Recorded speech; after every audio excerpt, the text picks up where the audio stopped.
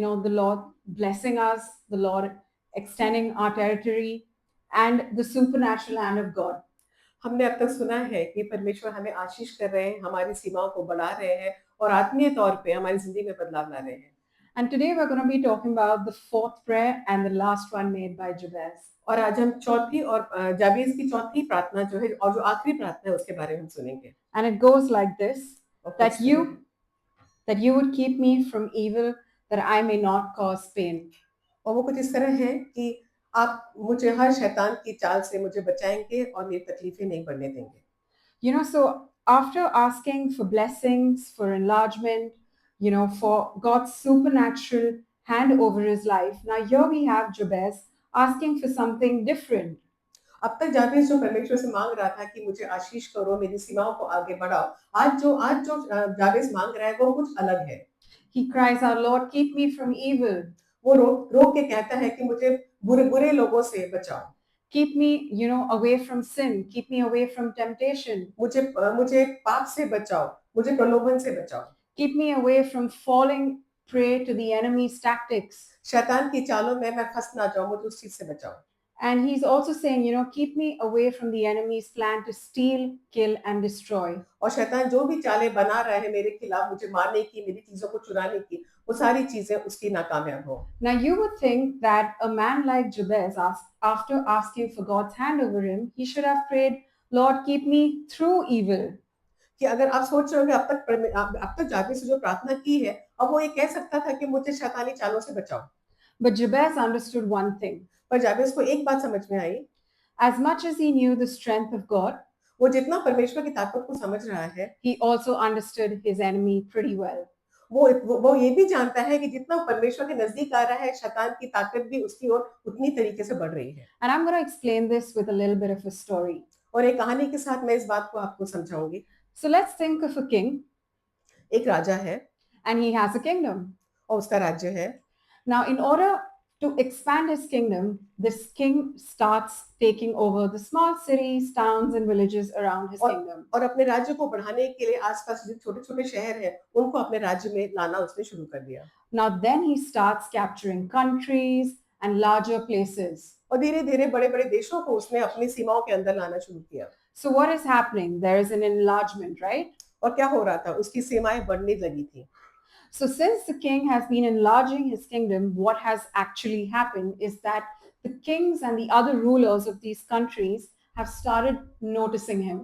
कि जिस तरह इस राजा के राज्य बढ़ने लगा, बड़े-बड़े शहर और देश इसके राज्य में आने लगे, तो आसपास जितने भी बाकी दूसरे राज्य के लोग थे, राजा थे, वो लोग उनसे इससे नफरत करने लगे या No other king wants to surrender, right? कोई और राजा अपने इसके तरफ समर्पित होना नहीं चाह रहा था। So what begins to happen is these other kings start attacking this king. तो अब हुआ ये कि बाकी जो राज्य के राजा लोग थे, वो लोग इस पर हमला करने लगे। They want to restrain him so he doesn't take their space over. वो इसको कमजोर करना चाह रहे हैं ताकि वो उनके राज्य को ना ले सके। Some of them even start coming together to ensure that they defeat him. और वो कहीं ना कहीं अलग-अलग देश के राजा एक साथ मिलके कोशिश कर रहे थे इस पर हमला करके कमजोर करने की, ताकि वो उनके राज्य को ना छीन सके। This king church is representative of you. ये जो किंग है, वो आप ये मान के चलिए कि आपकी कहानी हो रही है। And the kingdom that you are expanding is the kingdom of God. और जो परमेश्वर आपके राज्य को बढ़ा रहा है, ये आपका राज्य है। So as you expand the Lord's kingdom, what's happening? जब परमेश्वर आपके राज्य को बढ़ाता है, तो क्या होता है? You are taking ground from the enemy. आप शैतान की जो जगह है उस पर अपना अधिकार जमा रहे हो। When you start sharing the good news to people around you, जब आप परमेश्वर के वचन को दूसरे लोगों से बांटते हैं, when you start helping people, जब आप दूसरों की मदद करने लगते हैं, what you're actually doing is you're going into enemy territory आप क्या कर रहे हैं? आप दुश्मन के क्षेत्र में जा रहे हैं and you're taking what belongs back to God. और वो सारी चीजों को लेकर आ रहे हैं जो परमेश्वर का होता है। So what happens is you are now a target to Satan. तो ये हो रहा है कि अब शैतान आपकी ओर ध्यान दे रहा है। And I can assure you that he doesn't like this. और ये हकीकत है कि उसको ये पसंद नहीं आ रहा है। So he wants you to fail. तो वो चाहता है कि आप असफल हो जाए। And since you are now a threat to the enemy, he's going to defeat you.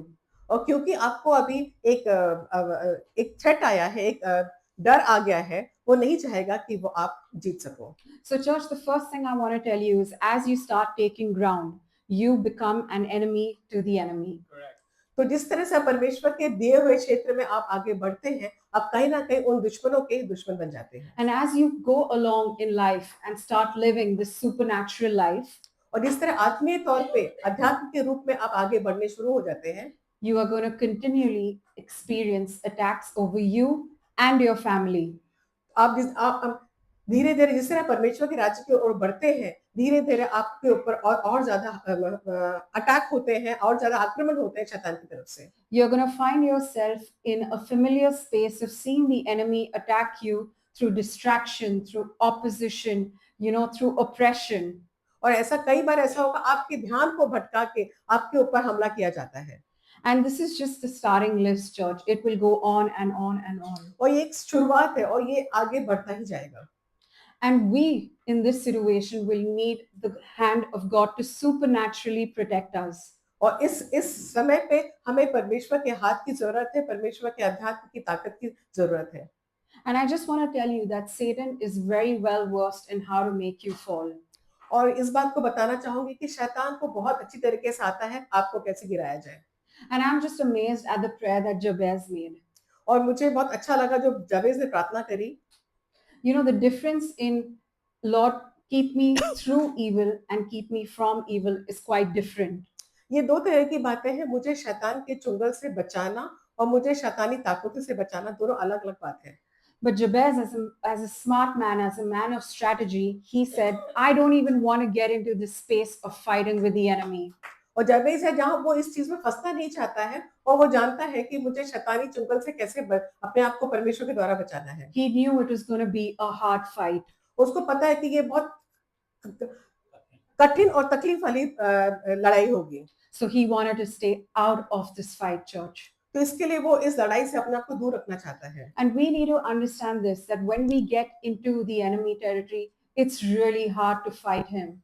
तो हमें इस बात को समझना है कि जब हम शैतान के क्षेत्र में जा रहे हैं, तो उससे लड़ना बहुत मुश्किल है। I just want to remind you, have you ever been in a situation, I'm sure you have, where, you're in temptation or you're about to sin, you're going to sin and it's not the easiest thing to hold back, right? Am I making sense to you? ऐसा बहुत बार होता है, कई तरह की लालच या प्रलोभन हमारे जीवन में आता है, उसमें अपने आप को पीछे रखना, रोकना कई बार बहुत मुश्किल हो जाता है। Being in a vulnerable place means you are going to fall.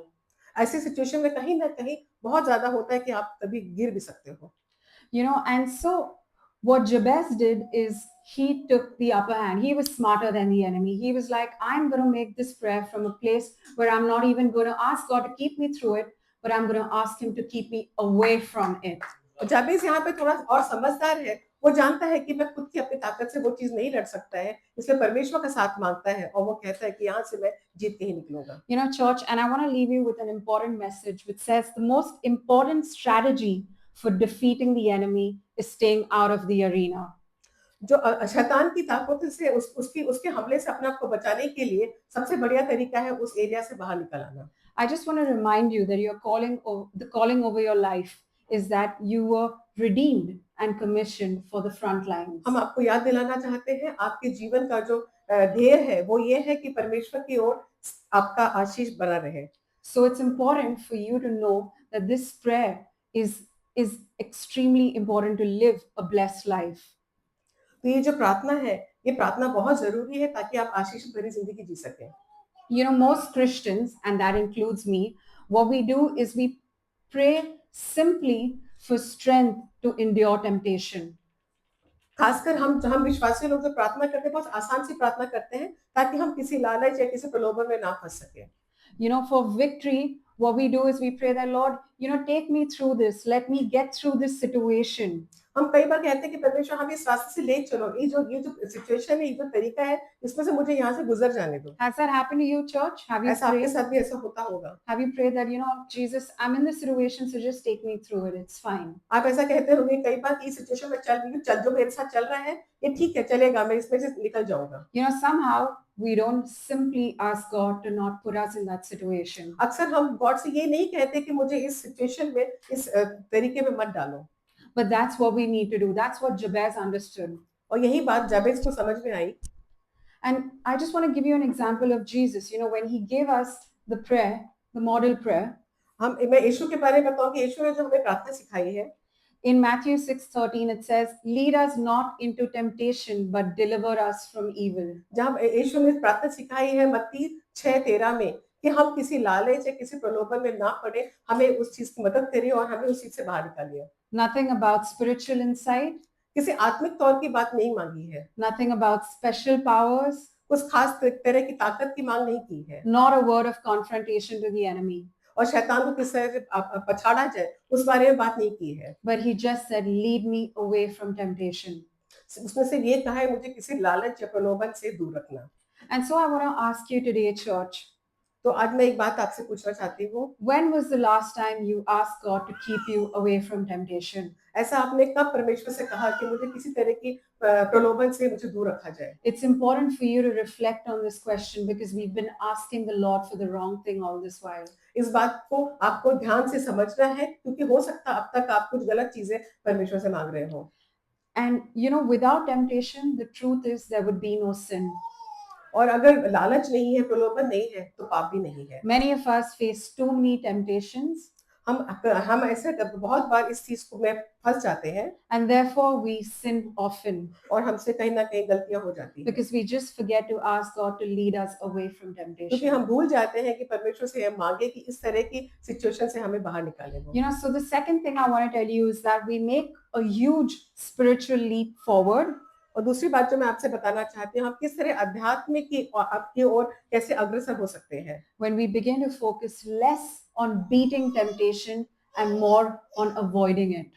जब हम किसी प्रलोभन से पर ध्यान ना देके उस चीज को किस तरह से ध्यान से हटा के आगे परमेश्वर की ओर देखते हैं। I know it's tempting for us, to give it back to the enemy at all times. We love fighting with him and, giving him importance.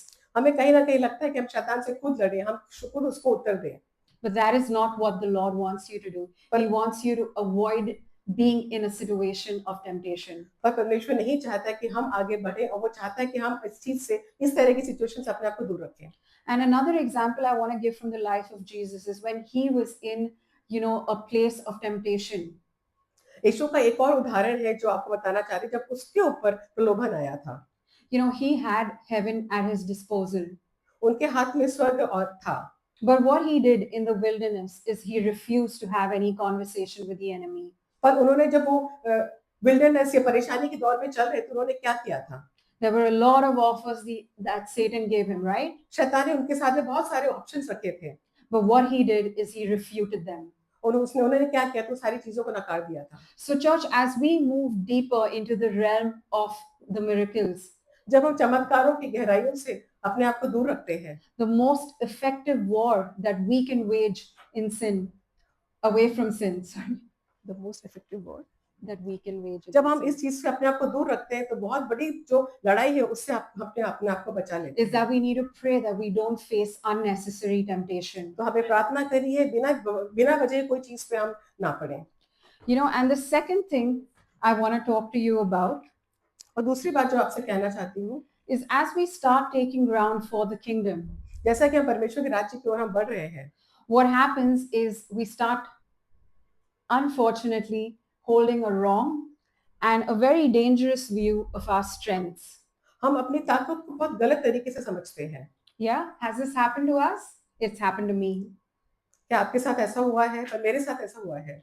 As we start living a successful life, जब हम सफलता का जीवन जीते हैं, what happens is it brings with it a lot of opportunities to fail. और उसमें जब हम सफलता का जीवन जीते तो उसमें बहुत सारा समय जगह ऐसी आती है जहाँ कहीं ना कहीं हम फेल हो जाते हैं, असफल हो सकते हैं। The problem is that as we get blessed, बात ये है कि जब हम आशीषित होते हैं, it tends to dull our dependence on God. जब हम आशीषित होते हैं कि सब कुछ अच्छा चल रहा होता है, हमारा परमेश्वर पर निर्भर होना कहीं ना कहीं कम होता जाता है। And what happens is we start assuming that we can do it all. और हमें ऐसा लगता है कि जो चीजें हो रही हैं हम उस पर और अच्छा खुद अपनी ताकत से आगे बढ़ सकते हैं। Usually we need this prayer of Jabez to keep us away from evil. पर उस समय हमें जाबेज की प्रार्थना करनी है कि मुझे शैतानी ताकतों से दूर रखे। Is when we experience a spiritual success. और जब हम सफलता की ओर चल रहे हैं, उस समय हमें और ज़्यादा ध्यान से जावेज़ की वो प्रार्थना करनी कि परमेश्वर हर शैतानी ताकतों से हमें बचा के रखे। Post any spiritual success that we have, जो हमारी जो सफलता जो हमको मिली होती है, maybe there was a breakthrough while you were leading, while you were sharing something with someone, while you were praying for someone. आप किसी के लिए प्रार्थना कर रहे हैं, आप किसी से परमेश्वर के वचन को बाँट रहे हैं, किसी की सहायता कर रहे हैं। What happens is that suddenly you'll realize that you're feeling accomplished because hey, God has really moved through you. तो आपको कहीं न कहीं लगता है कि सब कुछ बहुत अच्छा चल रहा है। आपको ये लगता है कि परमेश्वर आपको आगे बढ़ा रहा है। But you need to check yourself, church, at that point in time. पर उस समय आपको अपनी तरफ ध्यान देना है। Because what happens is that we suddenly feel that we've achieved something on our own. तो क्योंकि कहीं न कहीं हमें ऐसा लगता है कि अभी जो सफलता मिल रही है, कहीं न कहीं उसमें हमारा खुद की ताकत है, खुद की समझ है। We get into a place where we could be vulnerable to sin by being proud. हम अपने आप को उस जगह पे रखने लगते हैं जहाँ हो सकता है हमसे कुछ पाप हो सकेगा, हमसे कुछ गलती हो सकती है। And I want to spend some time talking about our human strengths. हम एक इंसानों की ताकत उसके बारे में बात करना चाहूँगी। The first thing I want to talk to us about is wisdom or human intellect. सबसे पहली बात जो बताना चाहूँगी इंसान की खुद की समझ। Okay, now our wisdom is not as reliable as we know. हमारी समझ उतनी नहीं है जितना हम समझते हैं। Evil rarely comes in obvious ways. शैतान बहुत चालाक तरीके से हमारे उस सिचुएशन में आ सकता है। It usually comes with just enough truth to sound reasonable. It comes usually mixed with just enough truth. जहाँ एक सच्चाई की ओर पहुँच रहे हैं, वो कहीं न कहीं जब आप एक अच्छे छोर की तरफ जा रहे होते हैं, उसी समय आपका काम बिगाड़ने के लिए वो आ जाता है। So it doesn't always sound correct. तो कभी ये चीज़ सही नहीं लगती है। And that is how deception works, church.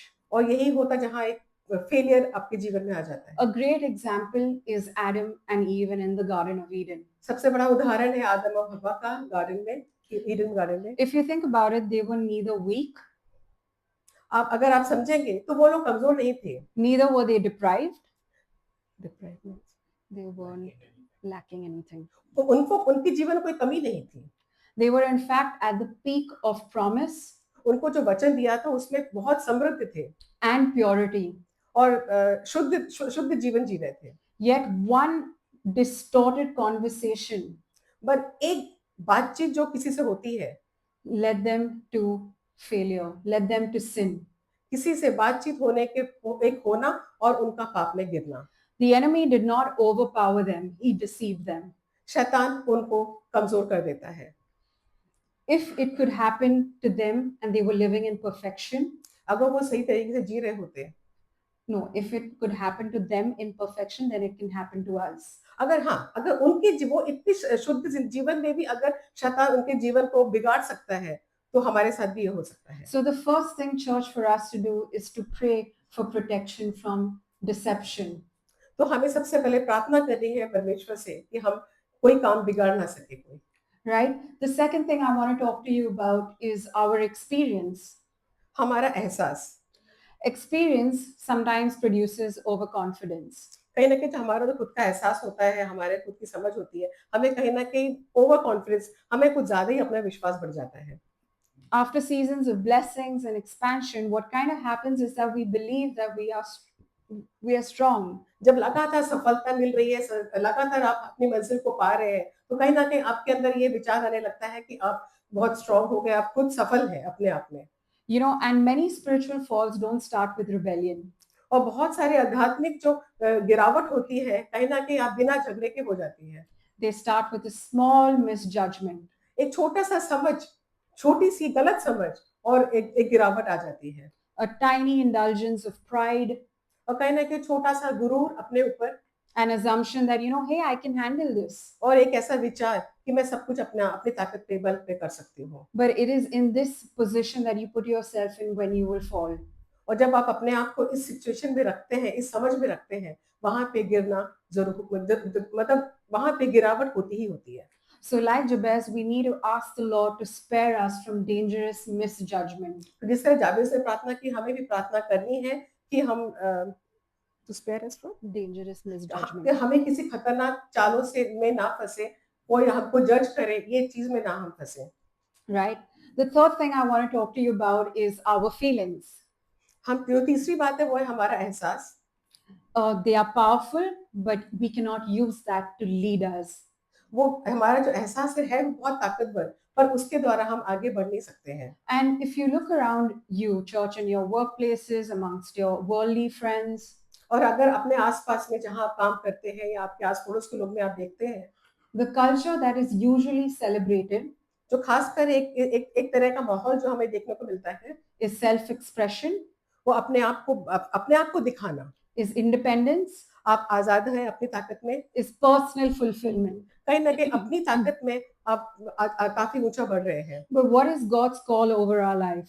लेकिन परमेश्वर का बुलाहट है हमारे जीवन को क्या है? It's always surrender, वो अक्सर यही है कि पूरी तरह समर्पित हो जाना, is sacrifice, अपने आप को बलिदान की ओर रखना, and is obedience. और उनके ऊपर उनकी बातों का मान करना। So what feels right in the moment तो इस ऐसे समय में क्या होता है, is not always right before God.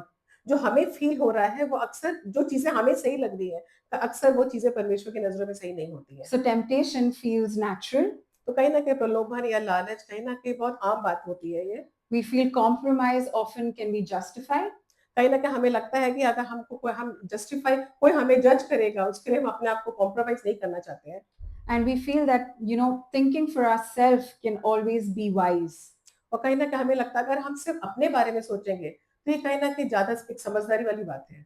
But feelings can mislead us, church. पर हमारे जो एहसास है कहीं ना कहीं हमें गलत दिशा पे ले जा सकते हैं। So we must plead तो हमें ये प्रार्थना करनी है that we be kept from the powerful pull of what feels right but is wrong. तो हमें ये प्रार्थना करनी है परमेश्वर से कि जो हमारे अंदर की सोच है हमें जो कह रही है कि ये सही है इसी पे चलना, कि परमेश्वर हमें उस रास्ते पे ना ले जाके हम उसकी नजरों पे देख के उसको देख के आगे बढ़े। And these are all the greatest strengths that we have as humans.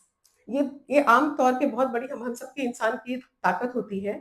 So I just want to repeat what I said, that wisdom can deceive, तो मैं ये कहना चाहती हूँ कि जो समझदारी है कहीं ना कहीं हमें गिरा देती है, experience can inflate, हमारा जो एक्सपीरियंस है कहीं ना कहीं हमें पछाड़ देता है, and feelings can mislead. और जो हमारा एहसास है कहीं ना कहीं हमें गलत दिशा की ओर ले जाता है। And before I come to the close of what this message is all about, आज का जो वचन मैं आपको बता रही हूँ इसके खत्म होने से पहले there are three things that the Lord led me to think of as we make this prayer of Jabez. मैं आपको 3 बातें बताना चाहती हूँ जो परमेश्वर मुझे कह रहे हैं कहने के लिए जब हम प्रार्थना कर रहे हैं, जाबेज की प्रार्थना के बारे में समझ रहे हैं। And these are actionable steps that you need to take, church. और ये चीज ऐसी बातें हैं जो आप सबको उस पर ध्यान देना चाहिए। The first thing I want you to do is make and identify the areas of your temptation. आपको सबसे पहली बात है कि अपने जीवन में कहाँ-कहाँ आप कमजोर पड़ रहे हैं या क्या-क्या चीजों पे आप अपने आप को लालच में डाल देते हैं, अपने आप को नहीं संभाल पाते हैं। Is it gossiping? Is it pride? Is it anger? Is it jealousy? Is it, maybe something to do with alcohol? Is it hanging out with the wrong kind of friends? Is it ambition? What is it that is causing you to sin? Can you make a list of that? क्या आप वो सारी चीजों की list बना सकते हैं जो आपको कहीं ना कहीं पाप में डाल रही है? लोगों से बातें करना या ड्रिंक करना और ऐसी बहुत सारी गलत आदतें जो आपको पता है गलत है, लेकिन फिर भी आप उससे अपने आप को रोक नहीं पा रहे हो। Yeah, so I want you to identify them in this week, and can you set guardrails for yourself? तो मैं चाहती हूँ अभी सारी चीजों को बारीकी से समझे, वो सारी चीजों को लेके प्रार्थना करें। One of the greatest things that you can do is be accountable to someone. जब आप अपने आप को सबसे बड़ी बात है कि आप जब किसी को जवाब तलब देने के अपने आप को लायक बनाते हैं। I'm just going to share a little bit about me. I have identified an area of my life where I am tempted to sin. मैं अपने बारे में बताना चाहती हूँ कि मेरे जीवन का एक हिस्सा है जहाँ कहीं ना कहीं मैं प्रलोभन में लालच में गिर जाती हूँ। And what has really helped me is being accountable to my husband. और जो सबसे बड़ी ताकत मेरी ये है कि मैं अपने हस्बैंड को सारी बात का जवाब देती हूँ। I've been honest with him and I've told him, these are my areas of temptation. मैं उनकी तरफ ईमानदार हूँ और अपनी सारी कमजोरियां उनको क्लियरली बता देती हूँ। So when he knows I'm about to get into this place of temptation, तो जब उनको लगता है कहीं ना कहीं ये एक कमजोर इससे मैं पड़ रही है, he tells me, Nix, you need to be careful. तो वो मुझे वहीं पे आगाह कर देते हैं और कहते हैं कि हाँ, संभल जाओ। And I don't really like when he says that to me, to be very honest. तो कई बार मुझे पसंद नहीं आता उनका ये टोकना। But guess what? He's allowing me, he's reminding me that I'm accountable for this area of my life. पर कहीं न कहीं मुझे उस बात का एहसास कराते हैं कि कहाँ पे रुकना है और कहाँ आगे बढ़ना है। There are also times when I'm aware of it and I'm really tempted to do the wrong thing and I message him. और कहीं न कहीं कई बार मुझे मैं मतलब चाह कर भी अपने आप को रोक नहीं पा रही हूँ कुछ चीज़ करने से, फिर मैं उनको मैसेज करती हूँ। And he again reminds me or he'll call me and say, remember why you're doing this. और वो मुझे आगाह करते हैं और कहते हैं कि सोचो, तुम ये काम क्यों करना चाहती हो? The enemy likes to keep us alone so that we don't succeed. He doesn't want us to share our sin and our temptation with people who we can be accountable to. क्योंकि शैतान हमेशा हमको चाहता है कि वो हमेशा हमको अकेला रखना चाहता है। क्योंकि अगर हम किसी से बात करके कोई और हमें सँभाल लेगा, वो ये नहीं चाहता कि हम सँभल जाएँ या सुधर जाएँ। And so it's important, church, to really take this seriously. If you are struggling with something, identify one thing. I'm not saying make a list of 10. Identify one thing that you struggle with and be accountable to someone. तो इस बात को समझे, ये बहुत महत्वपूर्ण बात है कि जो-जो आपकी जो-जो एरिया है जहाँ आप कमज़ोर पड़ जाते हैं, किसी से अपने फ्रेंड से, अपने दोस्त से, अपने परिवार के ऐसे लोग से जो आपको सही दिशा दिखा सके, उसके सामने अपनी बातों को ज़रूर साझा करें। And find a spiritual person. You can come to the leaders in this church. और कहीं न कहीं चर्च के जो लोग हैं, जो लीडर्स हैं, उनसे बात करें ताकि वो पवित्र शास्त्र के अनुसार आपको सही राह दिखाएँ। So that is the first thing. Identify the areas of your temptation and work on them. तो ये पहली बात है कि अपनी जो कमजोरियां हैं उनको समझें, उसके बाद उसके ऊपर काम करना शुरू करें। The second thing is to be attentive to the voice of God. और दूसरी बात ये है कि परमेश्वर की आवाज पर ध्यान दें। We're so caught up with, the voices of the world. हम दुनिया की इतनी सारी आवाजों के बीच में ऐसे गुम हो जाते हैं। And I can assure you, church, that as the Lord extends your boundaries, और मैं आपको ये यकीन दिलाती हूँ कि जब परमेश्वर हमारी सीमाओं को बढ़ा रहे हैं, what's going to happen is that you're going to get really busy. वो क्या होता है कि आप बहुत ज्यादा बिजी हो जाते हैं। You're going to get caught up with multiple things. बहुत सारे कामों में आप खो जाते हैं। The only thing that is going to keep you sane, और एक ही चीज है जो आपको पाप से बचा सकती है, and that is the voice of God. और वो है परमेश्वर की आवाज। And lastly, और आखिरी बात, you need to be obedient. आपको उसके प्रति अपनी वफादारी दिखानी है। It's one thing to hear, एक बात सुननी है, and it's another thing to obey the voice of God. एक है कि आपको उसकी बात सुननी है, दूसरा उसकी बात को मानना है। So don't assume that you just saying this prayer every day is going to change your life completely. तो आप ये मत मानिएगा अगर आप ये प्रार्थना रोज कर रहे हैं तो कहीं ना कहीं आपके जीवन में बदलाव आएगा। It's only going to change as you start taking actionable steps towards them. बदलाव तभी आएगा जब आप उसके ऊपर कार्य करना शुरू करेंगे। I'm just going to wrap up and just remind you, today as we were praying the last part of this prayer, मैं जब ये बात के साथ में ये बात को खत्म करती हूँ कि जहाँ हम आखिरी प्रार्थना जाबेज की उसके बारे में बात कर रहे हैं, that you would keep me from evil that I may not cause pain. कि आप मुझे शैतान की ताकत से बचाएंगे, मुझे कोई तकलीफ नहीं होने देंगे। Remember that you don't need to ask God to take you through, keep you from evil. इस बात का ध्यान रखें कि आपको ये नहीं कहना कि मुझे उन रास्तों से लेके चलें, But make your prayer, Lord, keep me away from sinning. पर ये प्रार्थना करें कि परमेश्वर मुझे पाप से दूर रखे, Keep me away from falling into temptation. मुझे लालच से दूर रखे। And the reason why, church, you need to do this is because the enemy is out to get you. और इसका कारण ये है कि शैतान हम हर पल चौकन्ना है आप पर आक्रमण करने के लिए। Yeah. The other thing you need to keep yourself aware of is that as you start expanding, don't start depending on your own self. जब आपका क्षेत्र बढ़ता है तो अपनी समझ पर निर्भर मत रहिए। You need to depend on Jesus. You need to remind yourself again and again that I have accomplished this because of him. आपको हर निरंतर इस बात को याद दिलाना है, अपने आप को याद दिलाना है कि जो भी सफलता आज आपको मिली है वो उसकी ताकत से मिली है। Don't depend on your feelings, don't depend on your experience, and don't even depend, on your own intellect. Sorry. अपनी खुद की समझ, अपने खुद के तजुर्बे और अपने खुद के एहसास पर निर्भर मत रहिए। Keep going back to the voice of God. परमेश्वर की आवाज पर हमेशा ध्यान दीजिए। Thank you, church.